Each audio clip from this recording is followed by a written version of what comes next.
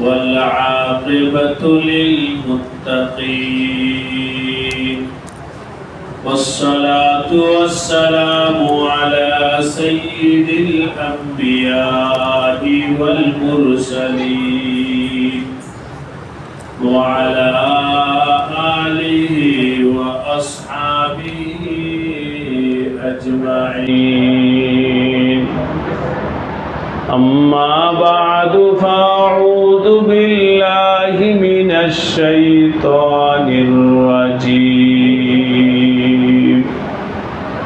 بسم الله الرحمن الرحيم.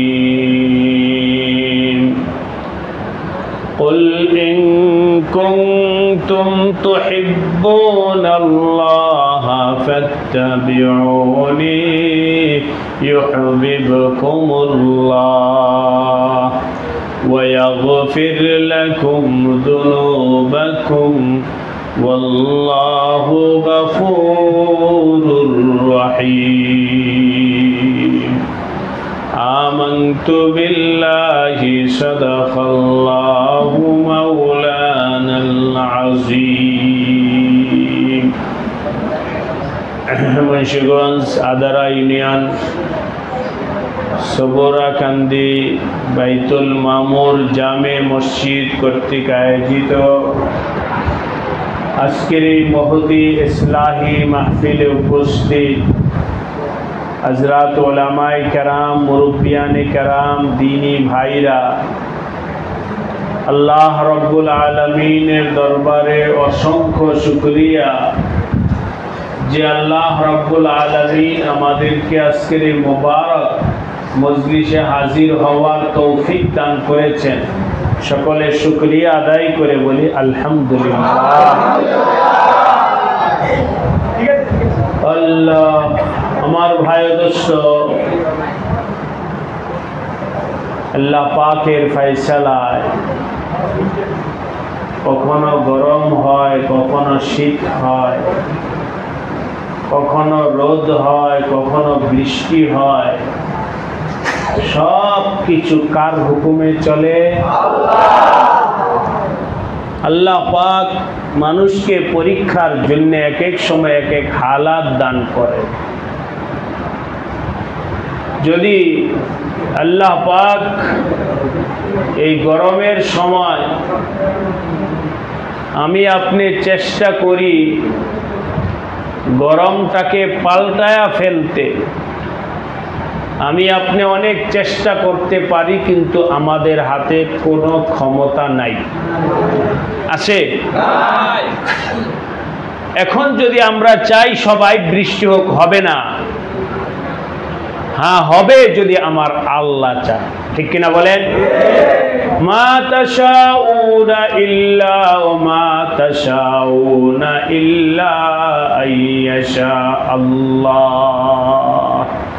এ দুনিয়ার মানুষ, তোমরা যা চাও তা হবে না, হবে না। আমার আল্লাহ যা চান তাই হবে। ওমা তাশাউনা ইল্লা আইয়াশা আল্লাহ। এই জন্য ভাই দোস্ত, আল্লাহ যখন যে হালাতে রাখে ওই হালাতের উপরে কোনো অভিযোগ নাই, কোনো আপত্তি নাই, কোনো অস্বীকার নাই, আল্লাহ পাকের সাথে কোনো নাফরমানি করতে নাই। এই গরমের মধ্যে তো আমরা দুপুর বেলায় ক্ষেত খামারে কাজ করি, করি কিনা? দুপুরের বেলায় ক্ষেত খামারে যদি প্রচন্ড রোদের মধ্যে কাজ করতে পারি, এই গরমের মধ্যে আমার আল্লাহকে সন্তুষ্ট করার জন্য মসজিদে বৈশা আল্লাহর কথা শুনতে পারবো কিনা? আল্লাহ সবাইকে তৌফিক দান করবেন, আমিন। এই জন্যে এদিক সেদিক না তাকায়া আমরা খুব জমে যাই। যিনি বয়ান করেন তার দিকে তাকায়া থাকি, ডানে বামে দেখব না। দিল তৈয়ার করি, মন তৈয়ার করি। আমাদের নবী আলাইহিস সালাতু ওয়াস সালাম সাহাবায়ে কেরামদেরকে নিয়ে রওনা হয়েছেন 313 জন। কত? 313 জন সাহাবী। খাওয়া নাই, পানি নাই, অস্ত্র শস্ত্র কিছু নাই, বেসরু সামান, দুর্বল, না খায়া 313 জন সাহাবীকে নিয়া নবীজি নিজে রওনা হইছেন। অপরদিকে কাফের বাহিনী হলো হাজার, অস্ত্রে শস্ত্রে সজ্জিত। এত বড় ক্ষমতাওয়ালা শক্তিওয়ালাদের সাথে আমার আল্লাহর হুকুমে নবী আলাইহিস সালাতু ওয়াস সালাম গেছেন। আমি আপনাদেরকে জিজ্ঞাসা করতে চাই, এতে নবীজির এবং সাহাবীদের কষ্ট হয়েছে কিনা? বলেন, কষ্ট হয়েছে কিনা? অনেক অনেক কষ্ট হয়েছে। ওই কষ্টের বিবরণ বইলা আমি এখন কষ্টের বিবরণ করতে চাই না। সাহাবায়ে কেরামের খাওয়া নাই, পরা নাই, অস্ত্র নাই, কিছু নাই। এত কষ্ট করার কারণে শোনেন না আল্লাহ পাক কি উপহার দিছেন।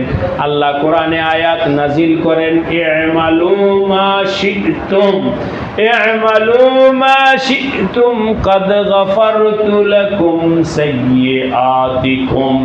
হে বদরের যুদ্ধে অংশগ্রহণকারীরা, যারা এত কষ্ট কইরা বদরে অংশগ্রহণ করছো, তোমাদেরকে বলতেছি শুইনা নাও, তোমরা তোমাদের জীবন চালাও, যেভাবে মন চায় সেভাবে জীবন চালাও, আমি তোমাদের সব গুনাহকে মাফ করে দিলাম। কেন? তোমরা যে কষ্ট করেছো, এই কষ্টের বিনিময় আল্লাহ পাক বদরের যুদ্ধে অংশগ্রহণকারী সবাইকে আল্লাহ পাক ব্যাপকভাবে ক্ষমা ঘোষণা করেছেন। শুধু ঘোষণা করছেন তা নয়, আমাদের আল্লাহওয়ালা বুজুর্গানে দিন বলছেন, যারা বদর যুদ্ধে অংশগ্রহণ করেছে তাদের নাম নিয়ে কেউ যদি দোয়া করে, আল্লাহ পাক তাদের দোয়াকে কবুল করে। কত বড় কষ্ট দোস্ত, মনে রাখেন বান্দার, ইন্নাল্লাহা লা ইউযিউ আজরাল মুহসিনিন। বান্দা কষ্ট কইরা যেই আমল করে, আমার আল্লাহ ওই আমল নষ্ট করেন না। আপনারা এখানে কষ্ট করে আসছেন, বসছেন, ইনশাআল্লাহ এর আজর, এর বিনিময় দিবেন কে? আল্লাহ। আমার আল্লাহ বলতেছেন, বান্দা শোনো, তোমরা বুঝা রাখো, তোমাদের আল্লাহ অনেক বড় দয়ালু, অনেক বড় দয়ালু, অনেক বড় দয়ালু।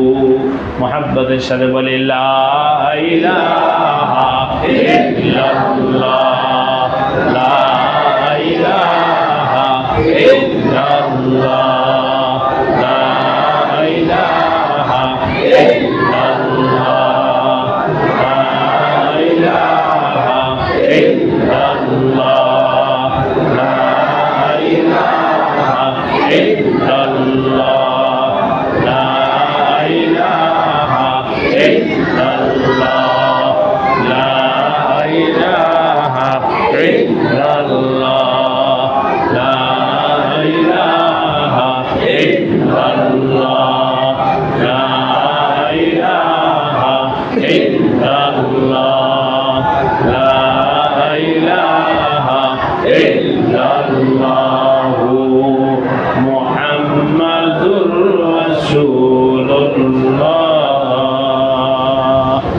সাল্লাল্লাহু আলাইহি ওয়াসাল্লাম। আল্লাহ অনেক বড় দয়ালু। কেমন দয়ালু? হাদিসের মধ্যে আসছে, নবীজি সাল্লাল্লাহু আলাইহি ওয়াসাল্লাম বলেন, আমার বান্দা যদি আমার পথে, আমার রাস্তায়, আমার পথে পায়ে হাইটা আসে, আমার বান্দার প্রতি আমার রহমত দৌড়াইয়া যায়। ইযা আতানি ইয়ামশি আতাইতুহু হারওয়ালাতান। আমার বান্দা যদি এক কদম আমার দিকে বাড়ায়, আমার রহমত বান্দার দিকে 10 কদম যায়। আমার বান্দা যদি আমার কাছে পায়ে হেঁটে আসে, আমার রহমত বান্দার কাছে দৌড়াইয়া যায়। আমার বান্দা যদি আমার কাছে দৌড়াইয়া আসে, তাহলে আমার রহমত তার দিকে আরো বেশি তেজ রফতার তার কাছে চলে যায়। সুতরাং দুষ্ট আল্লাহ পাক ইন্নাল্লাহা লা ইউযিউ আজরাল মুহসিনিন, আপনাদের থেকে ওয়াদা নিয়ে নিতেছি যতই কষ্ট হোক না কেন কষ্টের কারণে কোনো আমল ছাড়ব না।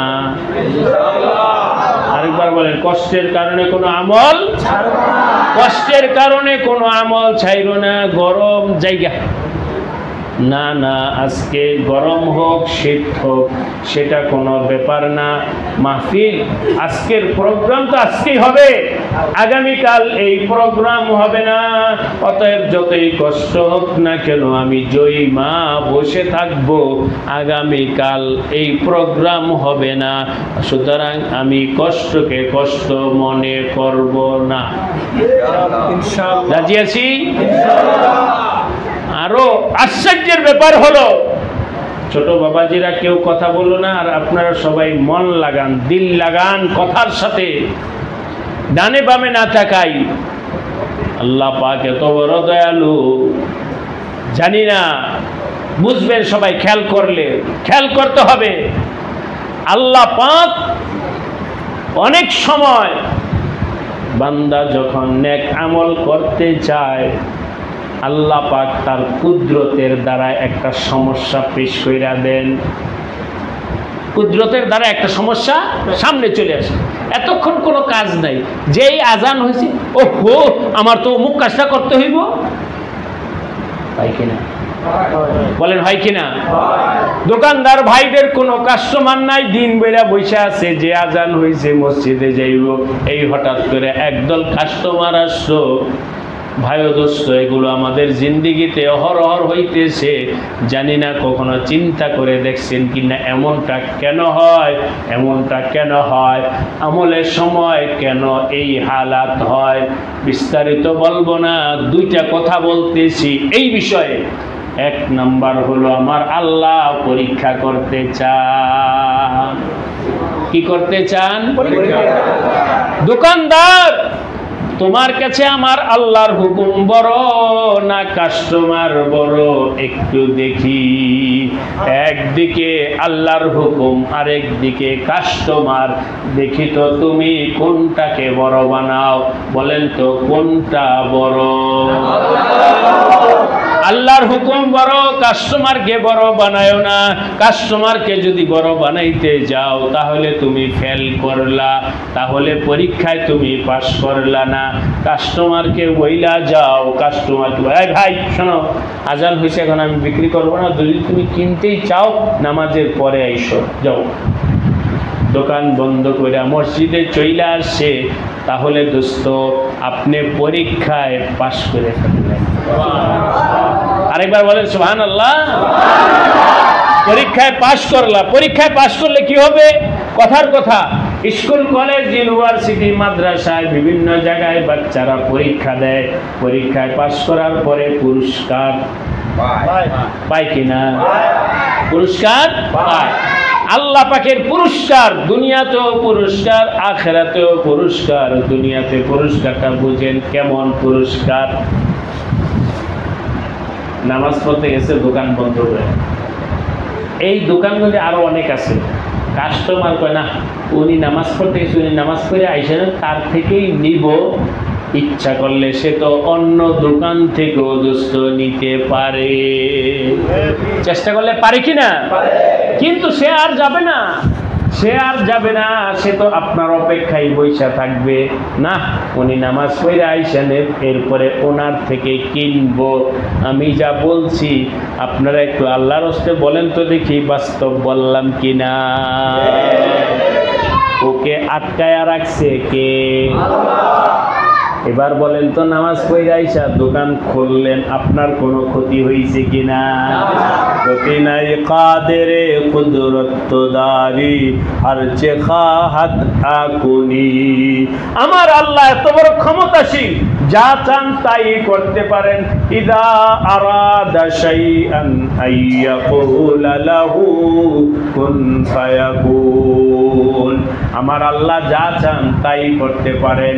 সুতরাং তুমি যদি পরীক্ষায় পাস কইরা ফেলো, সব দোকানদার বৈশা রইছে, নামাজির দোকানে কাস্টমারের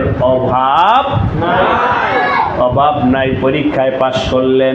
তাহলে আমি আপনাদেরকে জিজ্ঞাসা করতে চাই, আমলের সময় এই ব্যতিক্রম হালাতগুলো কেন হয়? পরীক্ষা হিসাবে, কি হিসাবে? এক। 2 নম্বর কথা হলো, কথার কথা বলছি, উদাহরণ ধরে আপনি যদি আমলটা করতেন বাধা ছাড়া, আমলটা বাধা ছাড়া একটা আমল করলে আপনি একটা সওয়াবই পাইতেন, আমার আল্লাহ চাইতেছে আপনাকে 10টা সওয়াব দিতে। আল্লাহ কি চাইতেছেন? 10টা দিতে।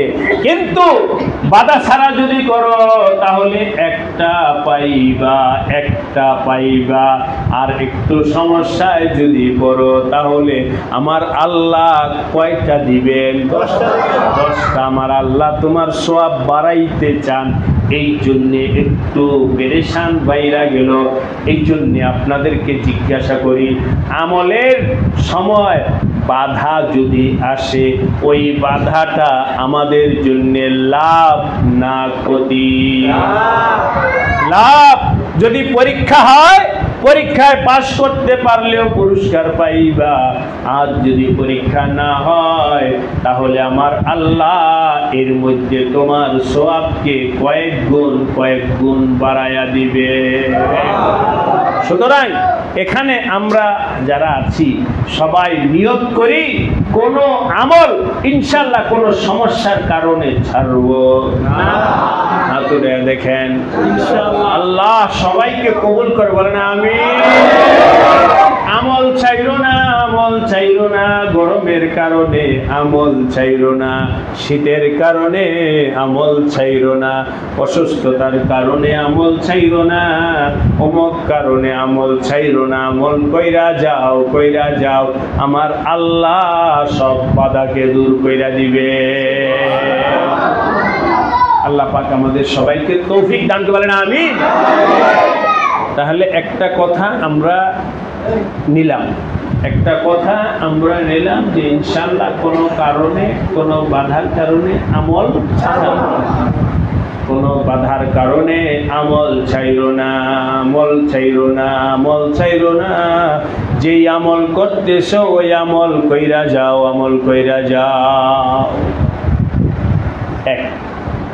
অন্য একটা কথা বইলা পরে আমি আয়াতে দিয়ে ভাই ও দোস্ত, আমার আপনার দুনিয়ার জিন্দেগি, দুনিয়ার জীবন কেউই থাকার জন্য আসি নাই। কেউ থাকার জন্য আসি নাই। আজ হয় কাল হয়, जाइती होबे। यहाँ हम सब मुसाफिर है, यहाँ हम सब मुसाफिर है, वही आखिर ठिकाना। कोई आगे रवाना है, कोई पीछे रवाना। আপনাদের মসজিদের পশ্চিম পাশে কবরস্থান, এখানে কত আমার বাবাজিরা, ভাইরা, বোনেরা, মায়েরা শুয়ে আছে কি নাই? ওইটাই আসল ঠিকানা, ওহি আখির ঠিকানা। ওখানে সবাই যাইতে হবে। ইযা জাআ আজালুহুম লা ইস্তাখিরুনা সাআতাও ওয়া লা ইস্তাকদিমুন। যখন মালাকুল মউত হাজির হবে, 1 মিনিট আগ পর করার ক্ষমতা কারো নাই। এই জন্য আমি আপনাদের সবার কাছে বলবো, এর জন্য চেষ্টাও করবেন, কান্নাকাটাও করবেন। আল্লাহ তুমি ঈমানের সাথে মউত নসিব কইরা দিও। চেষ্টা করব ঈমানের সাথে মউত যেন হয়। সবাই কান কইলা শোনো, ঈমানের সাথে যেন মউত হয়। আমার নবীজি বলেন, মান কানা আখিরু কালামিহি লা ইলাহা ইল্লাল্লাহ দাখালাল জান্নাহ। যেই ব্যক্তির সর্বশেষ কালিমা লা ইলাহা ইল্লাল্লাহ হবে, আল্লাহ পাক ওই ব্যক্তিকে জান্নাত দান করবে।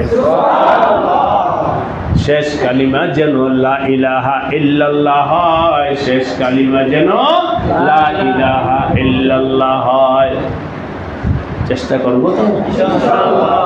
যদি লা ইলাহা ইল্লাল্লাহ কালিমা শেষ হয়ে যায় তাহলে তুমি কামিয়াব। আর যদি লা ইলাহা ইল্লাল্লাহ কালিমা নসিব না হয়, টাকা পয়সা ক্ষমতা বাড়ি গাড়ি ইজ্জত কোনো কিছুতেই কাজে আসবে না, কোনো কিছুতে কাজে আসবে না।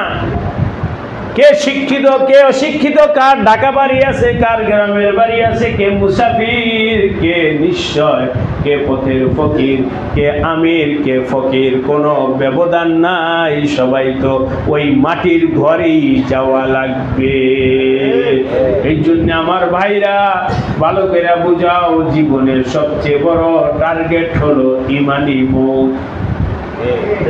ইমানি জীবনের সবচেয়ে বড় টার্গেট কি? ইমানি মৌত। আমার বড় টার্গেট এমপি হব, মন্ত্রী হব, অমুক হব, তমুক হব, আর এগুলো 2 দিনের বিষয়।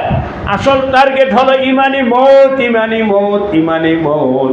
আল্লাহ পাক বিশেষ করে আমরা এখানে যারা আছি সবাইকে আল্লাহ ইমানি মৌত দান করেন।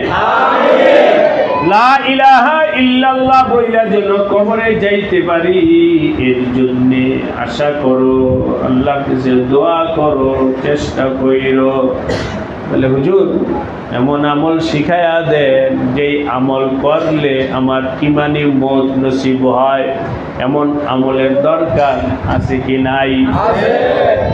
হ্যাঁ, এমন আমল শিখো যেই আমলের বিনিময় ইমানি মৌত হবে, ইমানি মৌত হবে। আমি তো সংক্ষেপে বলতে পারবো, কিন্তু বলার নাম কামিয়াবি নয়। কামিয়াবি হলো আমলের নাম, আমলের নাম, ঠিক কিনা?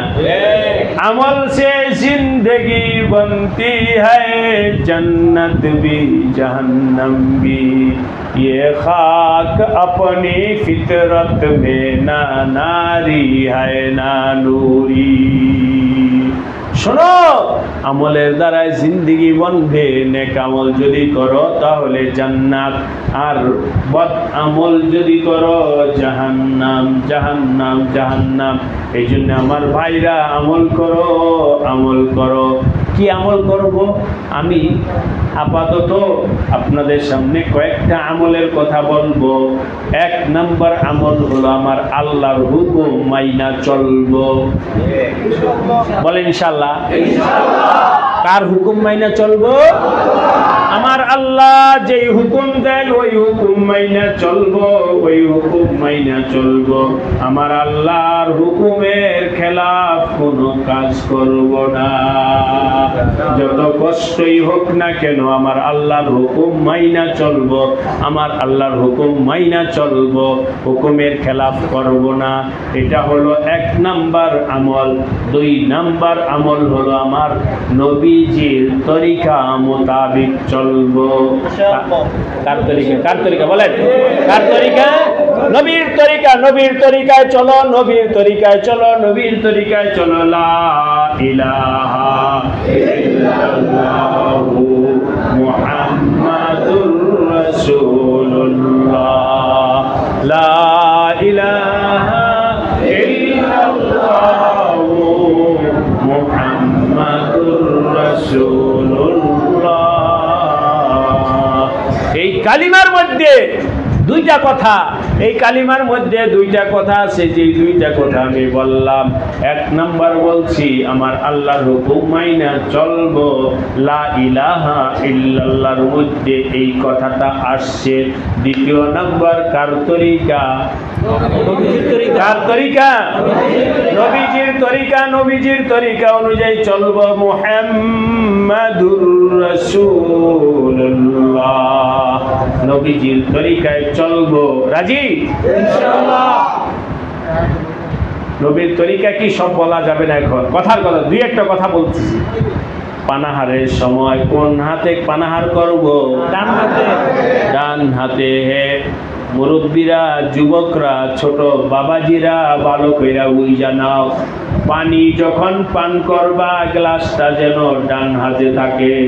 চিপস যখন খাইবা চিপসের প্যাকেটটা বাম হাতে থাকতে পারে, ওই চিপস থেকে প্যাকেট থেকে চিপস বের কইরা মুখে দিতে হবে কোন হাতে? চকলেট মুখে দাও ডান হাতে, চায়ের কাপটা ডান হাতে ধরো, চায়ের কাপ ডান হাতে ধরো, পানির গ্লাস ডান হাতে ধরো, চিপস ডান হাতে ধরো, কলাটা ডান হাতে ধরো, বিস্কুট ডান হাতে ধরো, যা খাইবা কোন হাতে? কার তরিকা? নবীজির তরিকা। বাম হাতে খাওয়া এটা হলো শয়তানের তরিকা। শয়তানের তরিকায় চইল না, নবীজির তরিকায় চইল। শয়তানের তরিকায় চইল না, নবীজির তরিকায় চইল। আল্লাহ পাক আমাদের সবাইকে তৌফিক দান করেন। ইহুদি খ্রিস্টানরা ফ্যাশন বের করছে, বাম হাতে খাওয়া নাকি ফ্যাশন, বাম হাতে খাওয়া ফ্যাশন। আপনারা দেখছেন কিনা বাম হাতে চা খায়? আছে নাই? নাই? বাম হাতে চা খায়। চার দোকানে বৈশা দেখেন কয়জনে ডান হাতে খায়, কয়জনে বাম হাতে খায়। যদি বলেন যে ভাই ডান হাতে খাও, এই মোল্লা মৌলবীরা ইসলামটাকে কঠিন বানায় ফেলছে। নাউজুবিল্লাহ বলেন। কঠিন সহজের কিছু না দোস্ত, এটা হলো আমার নবীজির তরিকা। নবীজির তরিকায় যদি চলো, আমি যে আয়াত করছি, কুল ইন কুনতুম তুহিব্বুনাল্লাহ ফাত্তাবিউনি ইউহিব্বুকুমুল্লাহ ওয়া ইয়াগফির লাকুম যুনুবাকুম ওয়াল্লাহু গফুরুর রহিম। বলেন আল্লাহু আকবার। কেউ যদি নবীর তরিকায় চলে, আল্লাহ পাক তার জীবনের গুনাহ মাফ কইরা তাকে জান্নাত দান করবে। কেমন নবীর তরিকায় চললে কি? একটা কারগুজারি শোনাইতেছি, একটা আমল আপনাদেরকে শোনাইতেছি, শোনেন। একজন বুজুর্গ ছিলেন আল্লাহ ওয়ালা হযরত মিয়া আসগর হুসাইন রাহমাতুল্লাহ আলাইহি, দারুল উলুম দেওবন্দের উস্তাদ মিয়া আসগর হুসাইন রাহমাতুল্লাহ আলাইহি। উনি, আমি প্রায় বিভিন্ন জায়গায় ঘটনাটা শোনাই আল্লাহর বান্দাদেরকে বোঝার জন্যে। মিয়া আসগর হুসাইন রাহমাতুল্লাহ আলাইহি একবার কিতাবে পাইছেন, কানান নবী সাল্লাল্লাহু আলাইহি ওয়াসাল্লাম, নবীজি সাল্লাল্লাহু আলাইহি ওয়াসাল্লাম মা আবা রাসূলুল্লাহ সাল্লাল্লাহু আলাইহি ওয়াসাল্লাম তাআমান কাত্তু। আমার নবীজি কোনোদিন খানার দোষ বলেন। খানা কার নিয়ামত? আল্লাহ। আল্লাহর নিয়ামত, কেন আমি এটা দোষ বলবো? নবীজি কোনোদিন খানার দোষ বলেন নাই। লবণ বেশি হয়ে গেছে, ঝাল বেশি হয়ে গেছে, উমুক হয়ে গেছে, তুমুক হয়ে গেছে, কোনো মন্তব্য নাই। আল্লাহ আমার সামনে যা পেশ করেছেন আমি ওইটাই খাবো। আলহামদুলিল্লাহ বলেন। আলহামদুলিল্লাহ। মা আবা রাসূলুল্লাহ সাল্লাল্লাহু আলাইহি ওয়াসাল্লাম তাআমান কাত্তু। আমার নবীজি কোনোদিন খানার দোষ বলেন নাই। হযরত মিয়া আসগর হুসাইন রাহমাতুল্লাহ আলাইহি বলেন, আমার নবীজি যেহেতু, কথার কথা বলছি, আমার নবীজি যেহেতু খানার দোষ বলেন নাই, আমিও বলবো না। রাজি আছেন? ইনশাআল্লাহ। মিয়া আসগর হোসেন নিয়ত করছেন, আমিও বলবো না। কথায় কথায় আসলো, তবে পরিপূর্ণ বুঝটা তো আমি দিতে পারবো না। বয়ানে হবে না, দুই বয়ানে হবে না। দীর্ঘদিন এক মিশনের উপরে চলতে হবে, এক রাস্তার উপরে চলতে চলতে চলতে চলতে দিনের বুঝ হবে, নতুবা উল্টা কথাটাই বুঝে আসবে বেশি। তারপর বলি, যাক আল্লাহ সবাইকে সহি বুঝ দান করবেন, আমিন। আমার নবীজি, এটা মনে রেখেন, খানার দোষ বলেন, এটা পরে বলতেছি। আবার আমার নবীজি লাউকে পছন্দ করতেন। কি পছন্দ করতেন? লাউ। নবী আলাইহিস সালাম লাউ তরকারির মধ্যে লাউ তরকারিটা পছন্দ করতেন। কিভাবে বুঝাবো? হযরত আনাস রাদিয়াল্লাহু তাআলা আনহু বলেন, ইয়া লাকে শাজারাতান, হে লাউ গাছ তুমি অত্যন্ত সৌভাগ্য। হে লাউ গাছ তুমি অত্যন্ত সৌভাগ্য, তোমাকে আমার নবী পছন্দ করে।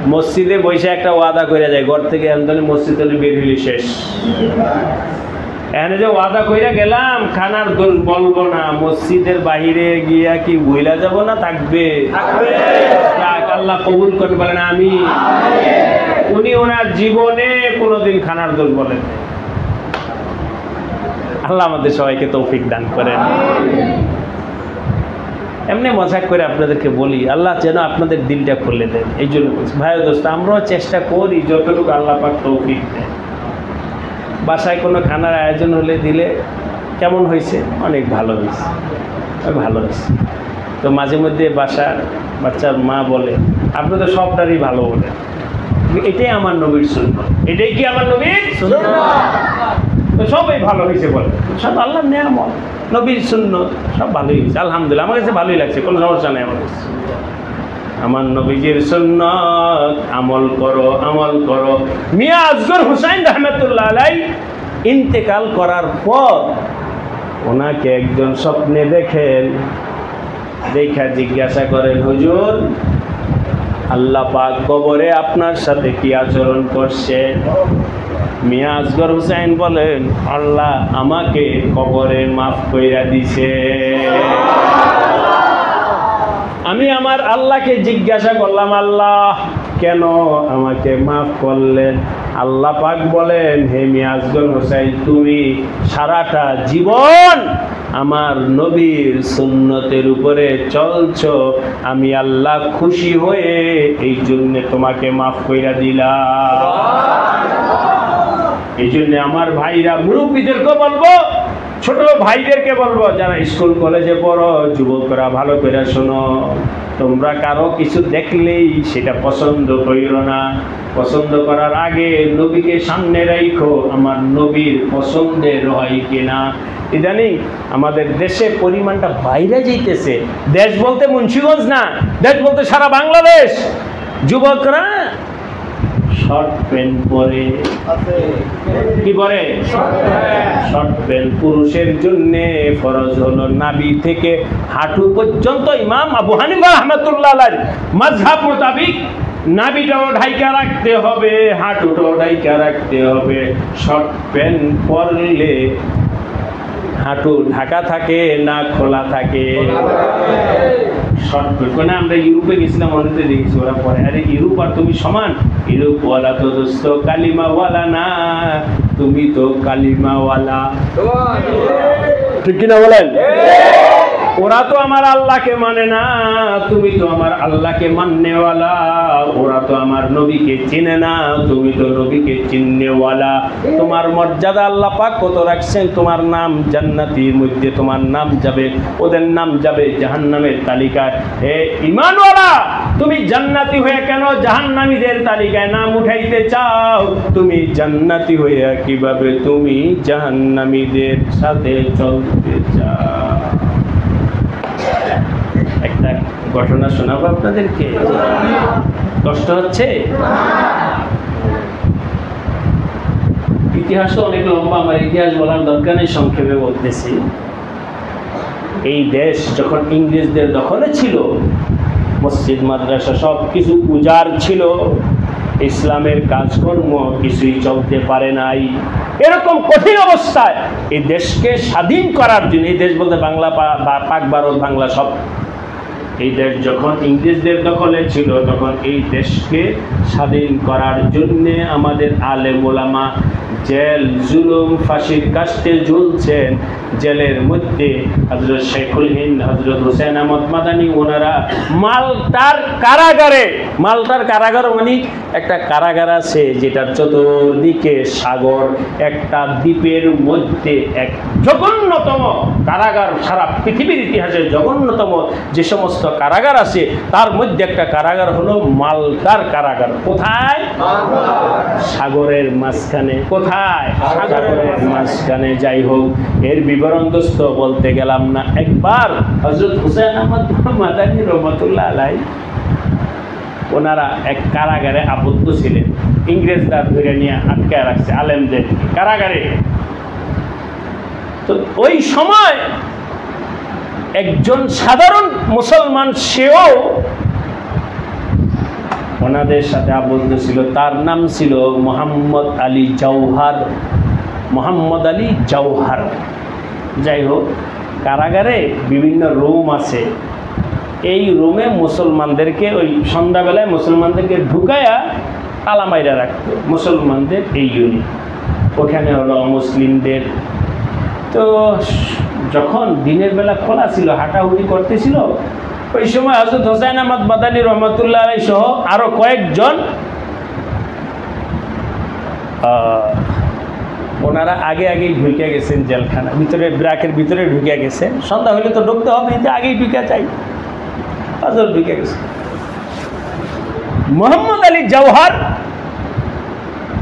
উনি ঢুকতে পারেন, উনি একটু পরে ঢুকে একটু পরে ঢুকে একটু হাঁটাহাঁটি করেন। কিছুক্ষণ পর দরজা লাগায় ফেলছে, উনি ঢুকতে পারেন নাই মোহাম্মদ আলী জওহার। এখন ওনার মুখে দাড়িও ছিল না, মাথায় টুপিও ছিল না, মুসলমান কিন্তু দাড়ি টুপি কিছু ছিল না। এই জন্য পুলিশ ধরে একে নিয়ে গেছে হলো ওই হিন্দুদের ব্রাকে। দেখি তো আপনারা বুঝছেন কিনা? উনি বলতেছে, আরে ভাই আমি মুসলমান, আমি মুসলমান, আমাকে এই যে এই ব্রাকে দাও, আমি মুসলমান, আমাকে হিন্দুর সাথে দিও না, দিও না। নেই নেই, তোর তো দেখ নিল, হিন্দু ही मालूम होता है। দেখতে কি দেখা যায়? হিন্দুদের মতো দেখা যায়। এই জন্যে ওনাকে নিয়ে গেছেন হিন্দুদের ব্রাকে। সেখানে গিয়া বেচারা এমন চিল্লা পাল্লা কান্না কাটা আরম্ভ করছেন। দীর্ঘক্ষণ কান্না কাটার পর জেলার যাই না, তুমি এমন করে কাঁদতেছো কেন? কাঁদতেছে, আমাকে ওর দিলের ভিতরে ভয় ঢুকে গেছে, আজকে আমাকে মুখে দাড়ি নাই, মাথায় টুপি নাই, এই জন্যে হিন্দুদের ব্রাকে ঢুকায় দিছে। আমি যদি এই অবস্থায় মারা যাই তাহলে আমার কি অবস্থা হবে? এই ভয়ে মারা তো যাইতেই পারি, আমার মৌত হিন্দুদের সাথে হবে, আর আমি মারা গেলে না জানি আমার লাশটা হিন্দু হিসাবে আচরণ করা হয়। এই জন্যে খুব মানে অস্থির হয়ে কান্নাকাটা করতেছে। জেলার বলে, আচ্ছা তুমি যে মুসলমান তার প্রমাণ কি? বলে ওই ব্রাকে, মুসলমানদের ব্রাকে যারা আছে ওনাদেরকে গিয়ে একটু জিজ্ঞাসা করে। যাই হোক, এভাবে মোটামুটি 1-1.5 ঘন্টা পরে কান্নাকাটার পরে এরপরে মোহাম্মদ আলী জওহার মুসলমানদের ব্রাকে, বুঝছেন কথাটা? আসার পরে হযরত মাদানী বলেন, এই মিয়া এত দেরি করে আসলা কেন? হুজুর আজকে তো আমি বিপদে বেড়ে গেছিলাম গা। অনেক কান্নাকাটা করে পরে ছুটে আসছে, আল্লাহ ছুটে আনছে। হযরত মাদানী বললেন, দুনিয়ার আদালতে যখন আমার নবীর সুন্নাত তোমার শরীরে নাই, তাই তুমি চইলা গেছো, তোমাকে অমুসলিমদের মধ্যে নিয়ে গেছে। কাল হাসরের দিন তোমার কাছে যদি ইহুদি খ্রিস্টানদের আলামতের কারণে আমার আল্লাহ তোমাকে যদি তাদের সাথে হাসর কইরা ফেলেন, তাহলে কি অবস্থা হবে? তাও মোহাম্মদ আলী জওহার বললেন, হুজুর ইনশাল্লাহ আমি ওয়াদা করছি এখন থেকে আর দাড়ি কাটবো না। বলেন সুবহানাল্লাহ। দেখুন, দাড়ি কাটবো না, আর দাড়ি কাটেন না, ভয় পেয়ে গেছে আমার নবীর সুন্নত, এর উপরে আমি আর হামলা করব না। দাড়ি রাখছে, টুপি মাথায় দেয়, দাড়ি রাখছে। তখন হযরত হোসেন, আপনি ভালো করে খেয়াল রাখেন কথাটা, তখন হযরত হোসেন মাদানী মাশাআল্লাহ আপনি মাওলানা জিসে মালুম होता है। কদিন পরে যখন দাড়ি বড় হয়ে গেছে, মাথায় টুপি দিছে, তারপর হযরত মাদানী রহমতুল্লাহ আপ তো আপকো মাওলানা জেসা মালুম होता है। বাহ, এই যে দেখা কত সুন্দর দেখা যায়, একজন আলেমের মতো তোমাকে দেখা যায়। বলে সুবহানাল্লাহ। মিয়ানে আশিক ও মাশুক রঞ্জিশ কেরামন কাতিবিরা হাম খবর নিস। از خدا خواهی میں توفیق ادب بے ادب محروم گشت از فضل رب। অন্য একটা কথার দিকে বলতেছি, হে আমার মুরব্বীরা, বাবাজিরা, ছোটরা, সবাইকে বলতেছি, কোনো আলেমের সাথে বেয়াদবি কইরো না, আলেমের সাথে বেয়াদবি কইরো না। যদি তার মুখ দিয়া মানা আদালি ওয়ালিয়ান ফাকাদ আযানতু লাহু বিল হারবি। হাদিসে কুদসিতে আছে, কেউ যদি কোনো আল্লাহ ওয়ালার বিরোধিতা করে, আল্লাহ পাক বলেন আমি তোমার বদলা নিয়ে ছাড়ব।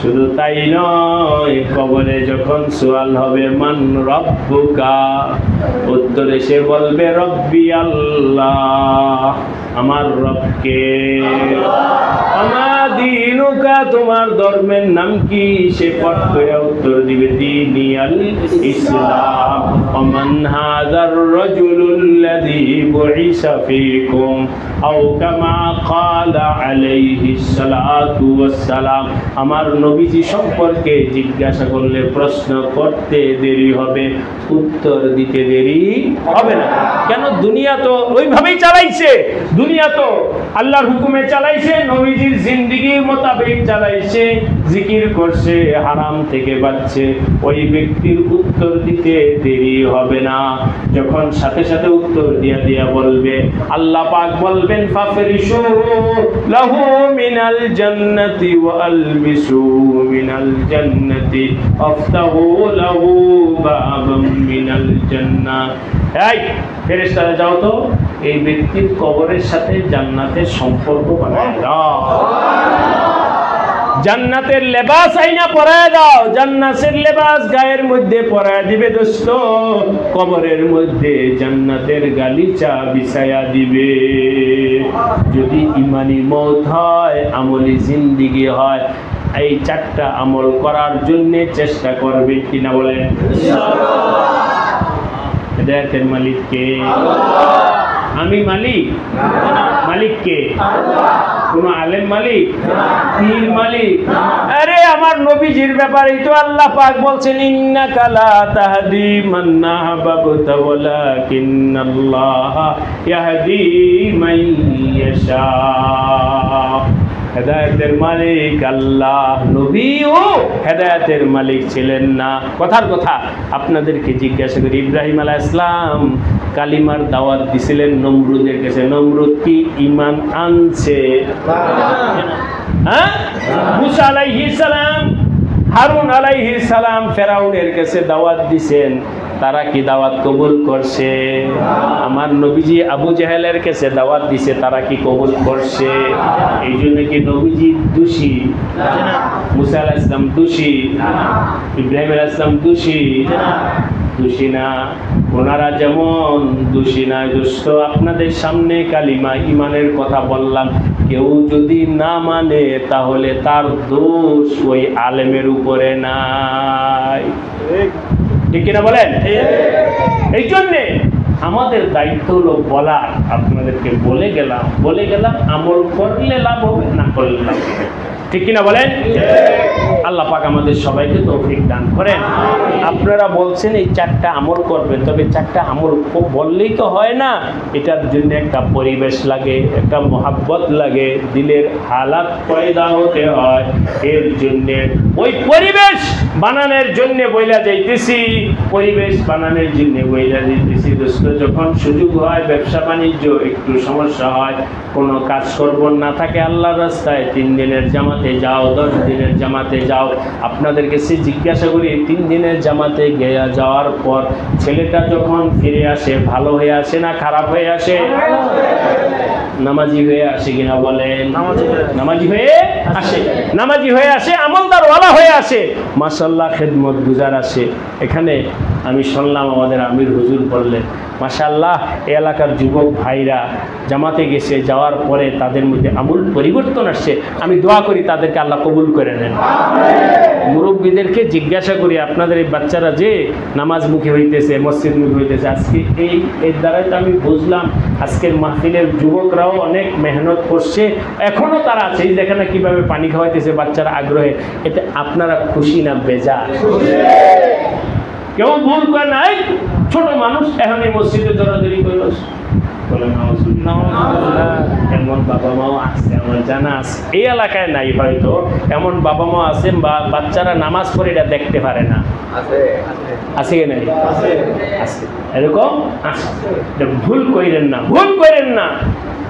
বাচ্চারা আমলের দিকে যাইতেছে, তাদেরকে উৎসাহিত করেন, তাদেরকে আরো আগে বাড়ায় দেন, তাহলে আপনারাও লাভবান হবে, দেশও উন্নত হবে, তাদের জীবনও ভালো হবে, ঠিক কিনা বলেন? এই জন্য সবাইকে বলতেছি, সুযোগ হইলেই 3 দিনের জামাতে যান, আল্লাহ ওয়ালাদের মজলিসে যান, বিভিন্ন হক্কানি খানকাহে যান, আল্লাহ ওয়ালাদের কাছে গিয়া বসেন। এক জমানা সোহবতে বা আউলিয়া বেহতের আসদ সালে তাআত বেরিয়া, সোহবতে সালেহ তোরা সালেহ গুনাত, সোহবতে তালেহ তোরা তালেহ গুনাত। দিঘির পার পাশেই আমার একটা খানকা আছে মাদানী কমপ্লেক্স নামে। প্রত্যেক মাসের শেষ বৃহস্পতিবারে সব পূজারীর আমল হয়। এই আগামী বৃহস্পতিবার আছে, আপনারা সব মাসিক আমলে যাওয়ার চেষ্টা করবেন। বিশেষ করে বাৎসরিক প্রতি বছর 3 দিন ব্যাপী একটা ইসলাহি জোর হয়। এই বছর এই সামনে তারিখ হয়েছে ডিসেম্বরের 12, 13, 14। কি ডিসেম্বরের 12, 13, 14? আগে কোন মাসে জানি ছিল? হ্যাঁ, বাহ মাশাআল্লাহ, মুরব্বি। ফেব্রুয়ারি থেকে ডিসেম্বরে কেন আসলো? এই জন্য 2টা কারণে। একটা হলো ফেব্রুয়ারি রমজানের কাছাকাছি চলে আসতেছে, রমজান তো আগায় তো আস্তে আস্তে, এক কারণ। দ্বিতীয় কারণ হলো জানুয়ারি ফেব্রুয়ারিতে আমাদের বড় আর একটা প্রোগ্রাম আছে, বিশ্ব ইজতেমা। ইজতেমার তারিখটা ওই সময় পরে, কাছাকাছি যদি হয় আমাদের ইজতেমার আমলও আমাদের, ইসলাহি জোরের আমলও আমাদের, এর মধ্যে কোনো ভেদাভেদ নাই, ঠিক কিনা বলেন? 2টা প্রোগ্রাম একসাথে পড়ে গেলে সমস্যা। এই জন্যে এটাকে আগে নিয়ে আসা হয়েছে, যাতে করে এই প্রোগ্রামের পর যখনই মুরব্বীদের পক্ষ থেকে ইজতেমার ঘোষণা হবে, আমরা ইনশাল্লাহ আবার ইজতেমার আমলও শরীক হব। রাজি আছি না? এই জন্যে ডিসেম্বরে নিয়ে আসা হয়েছে। তো ইনশাল্লাহ আগামী ডিসেম্বরের 12, 13, 14 তারিখে ইসলাহি জোর, এই জোরে সবাই অংশগ্রহণ করার জন্য চেষ্টা করবে। এই এলাকা থেকে একটা জামাত যাবে তো ইনশাল্লাহ? কই জানি বেলাল আবু সাইদ ভাই, রবিন ভাই, এরপরে বেলাল সাহেব হুজুর, আপনারা বলেন। এই যে ইনশাল্লাহ এলাকা থেকে জামাত যাবে তো? আপনারা একটু হাত উড়ান তো, কারা কারা যাবেন আপনারা দেখে রাখেন, এই যে কারা কারা যাবে। হাত উড়ান, সবাই হাত উড়ান, নিয়ত করেন ইনশাল্লাহ। আল্লাহ সবাইকে তৌফিক দান করেন, আমিন। আমির সাহেব হুজুর আসেন, সামনে আসেন, সামনে আসেন। আমির সাহেব হুজুর সামনে আসেন। আল্লাহ পাক যা বলা হলো সবাইকে আমল করার তৌফিক দান করেন, ফিতনা ফাসাদ থেকে আল্লাহ পাক হেফাজত করেন। এই এলাকার প্রত্যেকটা ঘরের প্রত্যেকটা মা বোন যুবক সবাইকে আল্লাহ পাক 5 ওয়াক্ত নামাজি হওয়ার তৌফিক দান করেন, ইনশাআল্লাহ। এখন দোয়া হয়ে যাবে, দোয়ার আগে বলেন কথা বলেন।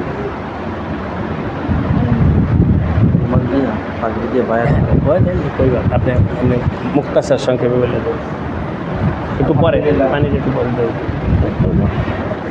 আলহামদুলিল্লাহ, আমাদের হযরত দীর্ঘক্ষণ এই প্রচণ্ড গরমের মধ্যে আলহামদুলিল্লাহ আমাদের জন্য অনেক সুন্দর সুন্দর কথা বলছে। আর একটু কাছে, একবার কাছে নিতে হবে। আল্লাহ পাক যেন আমাদেরকে